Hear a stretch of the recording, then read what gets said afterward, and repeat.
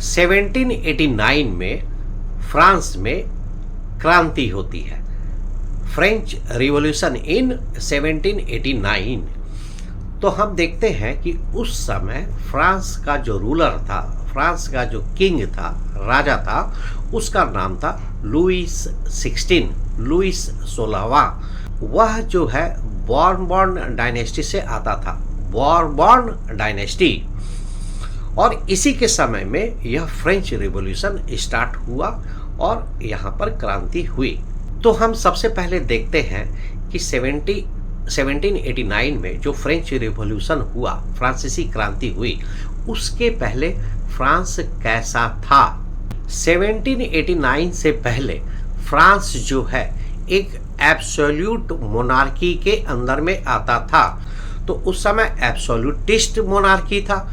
Absolutist मतलब निरंकुश सरकार, जिसके पावर में कोई कंट्रोल नहीं है, उसके पास अनलिमिटेड पावर है, वह जो चाहे वह कर सकता है। तो इस तरह की सरकार को ही एब्सोल्यूटिस्ट सरकार बोलते हैं। यह एब्सोल्यूट वर्ड से आया है, एब्सोल्यूट। तो एब्सोल्यूटिस्ट सरकार, जिसको कि हिंदी में आप बोल सकते हैं निरंकुश सरकार, जिसके ऊपर कोई कंट्रोल नहीं है, कोई लिमिटेशन नहीं है, मतलब जो चाहे वह कर सकता है, जो मन में आए कर सकता है। फ्रेंच रिवॉल्यूशन में एक प्लस पॉइंट क्या था, एक पॉजिटिव बात, तो फ्रांस के साथ यह प्लस पॉइंट था कि यह इसका एक लगभग इसका टेरिटरी फिक्स था कि इतने ही एरिया में फ्रांस है। तो यह इसका एक प्लस पॉइंट था। तो 1789 में फ्रेंच रिवॉल्यूशन से पहले फ्रांस में हम क्या देखते हैं कि दो महत्वपूर्ण चीज थी। Number 1, France was under the absolute monarch. France में एक निरंकुश शासन था। Number 2, France was having a almost fixed territory. अब हम लोग देखते हैं कि फ्रेंच रिवॉल्यूशन के बाद फ्रांस में क्या बदलाव होते हैं, क्या चेंजेस होते हैं। 1789 में फ्रेंच रिवॉल्यूशन के बाद सत्ता का ट्रांसफर होता है, ट्रांसफर ऑफ पावर। जो सोवेरेनिटी है, सोवेरेनिटी संप्रभुता सोवेरेनिटी जो है वो ट्रांसफर हो जाता है। कहाँ से? किंग के हाथ से सिटीजन के हाथ में, जनता के हाथ में। अब जनता ही सुप्रीम होगी, जनता ही पावरफुल होगी, जनता ही यह डिसाइड करेगी कि नेशन कैसा होगा, देश कैसा होगा और देश कैसे काम करेगा। फ्रांस के लिए एक न्यू ट्राई कलर, एक नया तिरंगा झंडा बनाया गया और एक नया आइडेंटिटी दिया गया फ्रांस के झंडे को ट्राई कलर के रूप में। और पुराना जो झंडा था, ओल्ड मोनार्की का जो फ्लैग था, उसको रिप्लेस कर दिया गया। तो फ्रांस में नए झंडे, नए तिरंगे का निर्माण किया गया और पुराने को हटा दिया गया। जो स्टेट जनरल थे, जिसमें कि राजा चुनता था कि कौन मंत्री होगा, कौन सेनापति होगा, कौन किस डिपार्टमेंट पे काम करेगा, कौन किस पोस्ट पे काम करेगा। तो इस स्टेट जनरल का जो सिस्टम था उसको बदल दिया गया और इस स्टेट जनरल को नाम दिया गया अब नेशनल असेंबली।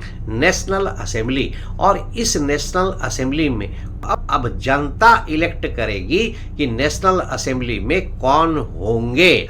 पहले स्टेट जनरल में राजा जो है इस चीज को डिसाइड करता था, परंतु अब इसका नाम बदल करके स्टेट जनरल को नेशनल असेंबली कर दिया गया और यह जनता अब डिसाइड करेगी कि नेशनल असेंबली में कौन लोग होंगे और इसके लिए इलेक्शन होगा।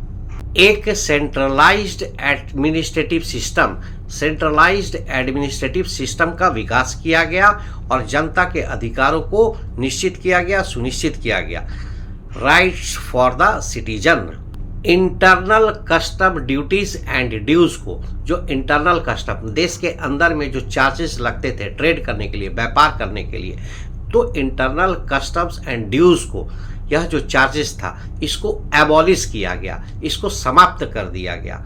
और इसके साथ साथ वेट एंड मेजरमेंट में भी सुधार किया गया और इसको यूनिफॉर्म बनाया गया। लोगों में राष्ट्रीयता, नेशनलिटी, देशभक्ति की भावना को बढ़ाने के लिए जो लोकल डायलेक्ट थे, जो लोकल लैंग्वेजेस थे, उसकी जगह पे फ्रेंच लैंग्वेज का यूज किया जाने लगा। फ्रेंच लैंग्वेज उस समय पेरिस में बोली जाती थी। तो इस फ्रेंच लैंग्वेज को अब पूरे फ्रांस में प्रमुखता दी गई और इसका यूज होने लगा और लोकल लैंग्वेजेस को रिप्लेस किया गया। तो हम देखते हैं कि फ्रांस के लोगों में नेशनलिज्म, देशभक्ति की भावना को आगे बढ़ाने के लिए रिवॉल्यूशनरीज ने, क्रांतिकारियों ने विशेष प्रयास किए। जैसा कि अभी हमने बताया कि लोकल डायलेक्ट, लोकल लैंग्वेज को हटा करके उसके जगह पेरिस में जो फ्रेंच भाषा बोली जाती थी उसको पूरे फ्रांस में यूज किया जाने लगा और उसको ऑफिशियल लैंग्वेज बनाया गया। इसके अलावा फ्रेंच रिवॉल्यूशनरीज ने, फ्रांसीसी क्रांतियों ने 2 शब्द का इस्तेमाल किया। पहला था ला पैत्री, जिसका मतलब होता था फादरलैंड। जैसे हम लोग बोलते हैं ना कि भारत हमारी मातृभूमि है, तो इससे हम लोग को फीलिंग होता है कि भारत हमारा देश है, भारत हमारी माँ है। उसी तरह से फ्रेंच रिवॉल्यूशनरीज ने, फ्रांसीसी क्रांतियों ने ला पैत्री शब्द का यूज किया, जिसका मतलब होता था फादरलैंड, पितृभूमि, पिता की भूमि। तो इस तरह के वर्ड से भी उन लोगों ने जनता में देशभक्ति, नेशनलिज्म का विकास करने में योगदान दिया। दूसरा शब्द था ले सितोयन, मतलब जनता, मतलब पब्लिक। तो इस तरह से हम देखते हैं कि फ्रांसीसी रिवॉल्यूशनरीज ने ला पैत्री और ले सितोयन जैसे वर्ड का यूज करके लोगों में देशभक्ति, नेशनलिज्म की भावना को आगे बढ़ाने का काम किया, जिससे कि फ्रांसीसी एरिया में रहने वाले सभी लोग फ्रांस के देश को एक समझे और अपने आप को वहाँ की जनता समझे। तो यह 2 वर्ड याद रखिए, ला पैत्री एंड ले सितोयन। ला पैत्री फादरलैंड, ले सितोयन जनता, सिटीजन। क्योंकि आगे चलकर हम देखते हैं कि जर्मनी में भी कुछ इसी तरह की बात हुई थी, जब German philosopher Johann Gottfried Herder ने भी जर्मनी के लोगों के लिए 10 वोक, जिसका मतलब जनता होता था, सिटीजन होता था, 10 वोक अर्थात जनता, और वोकजिस्ट जिसका मतलब नेशन होता था, राष्ट्र होता था, देश होता था। तो इसी तरह का विचार, कॉन्सेप्ट हम देखते हैं बाद में जर्मनी में भी आया, 10 वोक एंड वोकजिस्ट। जैसे कि आप समझिए इस बात को कि जब भारत में राष्ट्रीय स्वतंत्रता आंदोलन चल रहा था, नेशनल फ्रीडम मूवमेंट, तो उस समय जैसे वंदे मातरम शब्द का बहुत प्रयोग किया जाता था, वंदे मातरम। तो यह वंदे मातरम शब्द जो है लोगों में देशभक्ति की भावना को बढ़ाने में, विकास करने में महत्वपूर्ण योगदान दिया है। उसी तरह से यह जो ला पैत्री वर्ड या ले सिटोयन वर्ड का जो फ्रांसीसी रिवॉल्यूशनरीज ने यूज किया, इसने भी फ्रांस की जनता में देशभक्ति की भावना को आगे बढ़ाने का काम किया। और इसी तरह से बाद में जर्मनी में जब German philosopher Johann Gottfried Herder, जो कि फोक डांस, फोक संस्कृति, फोक म्यूजिक से रिलेटेड थे, उन्होंने 10 वोक जर्मन की जनता, वोकजिस्ट जर्मन नेशन, जर्मन देश का वर्ड को यूज करके जर्मनी के लोगों में देशभक्ति की भावना को आगे बढ़ाने में महत्वपूर्ण योगदान दिया। ला पैत्री, ले सिटोयन जैसे वर्ड का यूज करके फ्रेंच रिवॉल्यूशनरीज ने फ्रांसीसी लोगों में देशभक्ति की भावना का विकास किया और उनके बीच में एक common identity, common tradition, common past, इस तरह के कॉमन आइडेंटिटी से जुड़े होने की भावना का विकास किया, जिससे लोगों को यह लगे कि वह सभी एक ही चीज़ों से जुड़े हुए हैं, उनका एक ही कॉमन कल्चर है, कॉमन पास्ट है, कॉमन हीरो है, कॉमन सॉन्ग है, कॉमन फोक सॉन्ग है। तो इससे लोगों में देशभक्ति की भावना का विकास होगा। रिवॉल्यूशनरीज ने यूनाइटेड कम्युनिटी, एक जैसी कम्युनिटी जो सब मिलजुल कर रहे और सभी को इक्वल राइट्स हो, इक्वल राइट्स टू सिटीजन, इन बातों का भी प्रचार प्रसार किया, जिसके माध्यम से भी लोगों ने यह समझा कि इन रिवॉल्यूशनरीज के विचार काफ़ी अच्छे हैं और वह लोग इनकी तरफ आकर्षित हुए और इससे जो है वह यूनाइट हुए, कंबाइन हुए और फ्रांस में देशभक्ति की भावना का विकास हुआ। तो रिवॉल्यूशनरीज ने ला पैत्री, ला सिटोयन जैसे वर्ड्स का इस्तेमाल किया। उन्होंने कॉमन कल्चर, ट्रेडिशन, पास्ट को ग्लोरीफाई किया। उन्होंने ह्यूमन के राइट्स के लिए इक्वल ह्यूमन राइट्स की बातें की। तो इन सभी बातों से जनता जो है, वहाँ के जो लोग थे, उनमें देशभक्ति की भावना का विकास हुआ। और यही रिवॉल्यूशनरीज की आइडियोलॉजी भी थी, उनकी विचारधारा भी यही थी। जो फ्रेंच रिवॉल्यूशनरीज थे, फ्रांसीसी क्रांतिकारी थे, वह यही नहीं रुके। उन्होंने अपने आइडियोलॉजी को यूरोप में, फ्रांस के बाहर भी फैलाया, प्रचार प्रसार किया। दे expand there ideology outside of France in the other part of Europe. और वहाँ पर भी उन लोगों ने इस तरह की भावना का विकास करने में कदम उठाया। उनका यह मानना था कि यह फ्रांस का दायित्व बनता है, रिस्पॉन्सिबिलिटी बनता है कि पूरे यूरोप में ओल्ड मोनार्की, राजवंश, डायनेस्टी को समाप्त कर फ्रांस में जिस तरह की नई व्यवस्था हुई है, न्यू नेशन का कॉन्सेप्ट है, जहाँ पे राइट्स ऑफ पीपल है, मानव के अधिकार है, डेमोक्रेसी है, जनरल नेशनल असेंबली है, अब लोग इलेक्ट करेंगे कि कौन सरकार में होगा, इस तरह की चीज़ें बाकी यूरोप में भी हो। और वहाँ भी किस तरह लिबर्टी मूवमेंट, आज़ादी की लड़ाई, रिवॉल्यूशंस हो, और फ्रांस उसमें सपोर्ट करेगा, लोगों को न्यू नेशन बनाने में मदद करेगा। और वहाँ भी राजवंश को समाप्त कर new nation state, new nation का कॉन्सेप्ट लाने में यूरोप के बाकी राज्यों में भी, बाकी एरिया में भी फ्रांस इसमें मदद करेगा, जिससे कि फ्रांस की तरह यूरोप के बाकी देश भी नेशन बन सके, राष्ट्र बन सके, देश बन सके।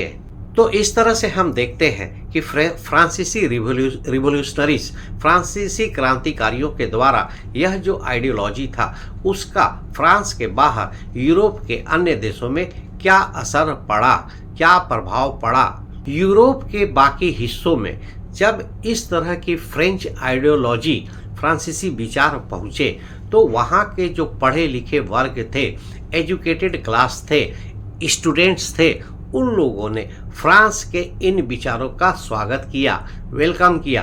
और वहाँ भी इन लोगों ने जैकोबिन क्लब्स बनाए, जैकोबिन क्लब्स। तो यह जो फ्रांस के बाहर में, यूरोप के बाकी हिस्सों में इस तरह से स्टूडेंट्स, एजुकेटेड क्लास का समर्थन मिला, उनकी एक्टिविटीज़ हुई, उन लोगों ने आंदोलन चलाए, गतिविधियाँ उनकी स्टार्ट हुई। तो इससे जो है फ्रेंच आर्मी को, फ्रांस की आर्मी को वहाँ जाने का मौका मिला, क्योंकि वहाँ सपोर्ट मिलना शुरू हो गया। और उन लोगों ने इस माध्यम से वहाँ पर पुराने राजवंश, डायनेस्टी को हटा करके न्यू नेशन स्टेट, देश बनाने का कॉन्सेप्ट को स्टार्ट किया। जैसा कि हम देखते हैं, आगे देखेंगे कि फ्रांसीसी सेनाएं हॉलैंड में, बेल्जियम में, स्विट्जरलैंड में, इटली के पार्ट्स में घुसी, और वहाँ पर जाकर इन लोगों ने इस तरह से ओल्ड डायनेस्टीज को हटाकर न्यू नेशन स्टेट्स को बनाने का प्रयास किया। तो ऐसे समय में फ्रांसीसी सेनाओं ने, फ्रेंच आर्मी ने इन देशों में जाकर अपने आइडियोलॉजी के प्रचार प्रसार के लिए, अपने आइडियोलॉजी को एक्सपैंड करने के लिए फ्रेंच आर्मी लेकर के गए, और वहाँ पर लोगों को यह विश्वास दिलाया कि वह उन्हें नेशन बनने में, new nation, making of new nation बनने में मदद करेंगे। तो इस तरह से इस वीडियो में हमने देखा कि फ्रांस में रिवॉल्यूशन के पहले क्या सिचुएशन था और रिवॉल्यूशन के बाद क्या सिचुएशन हुआ। फ्रांस रिवॉल्यूशनरीज के क्या आइडिया थे, क्या विचारधारा थे, उन्होंने फ्रांस में कैसे इसका यूज़ किया, और अपनी इसी आइडियोलॉजी को उन्होंने फ्रांस के बाहर यूरोप के बाकी हिस्सों में कैसे इसका यूज़ किया, प्रचार प्रसार किया, एक्सपैंड किया, और किस तरह से फ्रांसीसी सेना यूरोप को, फ्रांस के अलावा यूरोप के बाकी हिस्सों को भी एक नेशन, एक राष्ट्र बनाने का खुद का रिस्पॉन्सिबिलिटी समझने लगी, खुद का जिम्मेवारी समझने लगी, और उन लोगों ने कैसे इस काम को आगे बढ़ाया।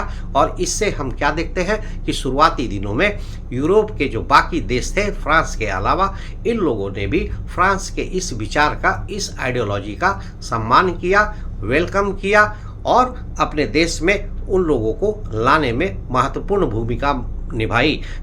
उनके इन्हीं गतिविधियों और एक्टिविटीज़ के कारण, जैसे कि जैकोबिन क्लब की स्थापना और जो एजुकेटेड क्लास या स्टूडेंट का सपोर्ट के कारण ही फ्रांसीसी आर्मी इन जगह पर घुस सकी और अपने आइडियोलॉजीज़ को एक्सपेंड करने में सफल हुई। जैसे कि हम लोगों ने देखा कि हॉलैंड में, बेल्जियम में, स्विट्ज़रलैंड में, इटली में आदि जगहों पर फ्रांसीसी आर्मी इन लोगों के सपोर्ट से वहाँ पर घुसी। इस वीडियो में यहीं तक। इसके बाद हम लोग देखते हैं कि फ्रांस पे किस तरह से नेपोलियन आता है और किस तरह से नेपोलियन का विकास होता है और फ्रांस में कैसे एक लार्ज स्केल पर, व्यापक स्तर पर बदलाव होता है। तो फ्रांस जो है नेपोलियन के अंदर एक अपने आप में एक बहुत ही महत्वपूर्ण केस स्टडी है और यह जानना बहुत ज़रूरी है कि फ्रांस जो है अभी तक तो ऐसा था, नेपोलियन आने के बाद ऐसा क्या बदलाव हो गया कि इसका असर ना सिर्फ फ्रांस बल्कि पूरे यूरोप और बाद में पूरी दुनिया पर पड़ा। तो नेपोलियन क्या चीज़ था, क्या शख्सियत था, यह हम लोग नेक्स्ट वीडियो में देखेंगे। तो अभी तक के लिए इतना ही। Thank you very much.